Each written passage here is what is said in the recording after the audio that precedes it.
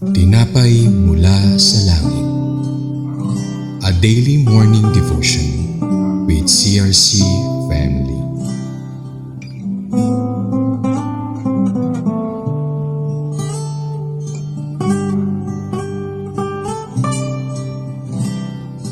Magandang umaga po mga kapatid ko kay Kristo at sa lahat na nakikinig sa ating gawaan. Ako po ang inyong makakasama ngayong umaga, Bro Danilo Quezon Jr. po ng CRC Antipolo Church from Japan dito sa Tinapay Mula sa Langit, ang ating daily devotion ng salita ng Diyos. Samahan po ninyo ako manalangin. Panginoong Jesus, maraming salamat po sa panibagong araw na inyong pinakiloob sa amin. Dalangin po namin na kami po inyong samahan at gabayan sa aming pag-aaral ng inyong salita. Send us your Holy Spirit in our midst and touch every heart who will hear and listen to your word. Bigyan niyo po kami ng karunungan, maunawaan at maintindihan ang inyong mensahe sa amin ngayong umaga. Salamat po Panginoon sa inyong dakilang pag-iibig sa amin. Tunay nga po Lord na kung wala ka sa amin, ang aming buhay ay walang kabuluhan. Palayan niyo po kami ng inyong makapangyarihang salita. This we pray in Jesus' name. Amen. Ating pong basahin ang salita ng Diyos sa Joshua 19:24-26 na may pamagat na ang lupaing binigay sa lahi ni Asher. 24, ang 5 pinartihan ng lupa ay mga sambahayan ng lahi ni Asher. 25, ito ang mga bayan sakop nila: Helkat, Hali, Beten, Ashaf. 26, Almalek, Amad at Mishal. Ang hangganan nitong lupain sa kanluran ay umaabot sa Carmel at Shihor Libna. Ayon sa ating binasa, itinuturo nito ang tapat at tumpak na pamahagi ng Diyos sa lupang pangako sa tribo ni Asher na nagpapatunay sa kahalagahan ng pagtitiwala sa tamang panahon at mga pangako ng Diyos. Pinapakita rin nito ang pagiging patas ng Diyos na ang bawat pamilya ay makakatanggap ng isang bahagi ng lupain. Umasa tayo palagi sa Diyos na tutuparin niya ang kanyang salita, laging maging mapasalamat sa mga biyayang kanyang binibigay. May mahalagang aral tayo matututunan at maaari din natin maisapamuhay bilang isang anak ng Diyos. Una, tayo magtiwala sa timing ng Panginoon. Ang lupain ay hindi basta-basta ipinamahagi. Ito ay pinamahagi sa pamagitan ng palabunutan pagkatapos ng mahabang paghihintay ng mga Israelita. Hinihikayat ng talatang ito ang mga mananampalataya na magtiwala na ang takdang panahon ng Diyos ay perpekto at tutuparin niya ang kanyang mga pangako. Pangalawa, magtiwala tayo na ang Diyos ay tapat at patas. Ang pamamahagi ay sinagawa ng may pag-iingat. Tinitiyak na ang lupain ay nahati ng patas sa mga angkan ni Asher. Pangatlo, maging mapagpasalamat tayo sa biyayang ating natatanggap. Ang lupain na binigay ng Diyos ay isang pagpapala. Ang teritoryo ibinigay kay Asher ay kilala dahil sa matabang lupain at mga yaman nito. Isa itong biyaya, ngunit may kaakibat din itong responsibilidad na pangalagaan itong mabuti. Kilalanin natin ang mga biyaya sa ating buhay at alamin kung paano magagamit ang mga ito upang maglingkod sa iba. Maging magpasalamat tayo sa mga biyayang binibigay ng Diyos. At ang pang-apat, lagi tayo magtiwala sa Diyos. Tayo ay mahalaga sa Diyos. Mahal niya ang bawat isa sa atin. Tayo ay pantay-pantay sa kanyang harapan. Kaya naman umasa tayo na laging kabutihan ang hangarin ng Panginoon sa kanyang mga anak. Hinihikayat ng talatang ito ang pagtitiwala sa tiempo ng Diyos, ang kanyang pagiging patas at hindi nabibigong pangako ng Panginoon na tuparin ang bawat detalye ng kanyang mga pangako. Mga kapatid, sabi sa Hebreo chapter 10 verse 23, magpakatatag tayo sa pag-asa natin at huwag tayo mag-alinlangan dahil tapat ang Diyos na nangako sa atin. Tayo po ay manalangin. Salamat pong muli Ama sa inyong salitang inihayag sa amin. Naway lagi kami magtiwala na ang mga pangako mo'y tutuparin mo sa iyong tinakdang oras at ito'y para sa aming ikabubuti. Turuan mo po kami, O Diyos, na maging mapagpasalamat sa lahat ng oras o sitwasyon na aming buhay dahil ikaw ay tapat at patas sa lahat. Salamat sa biyayang aming nararanasan at sa kalakasang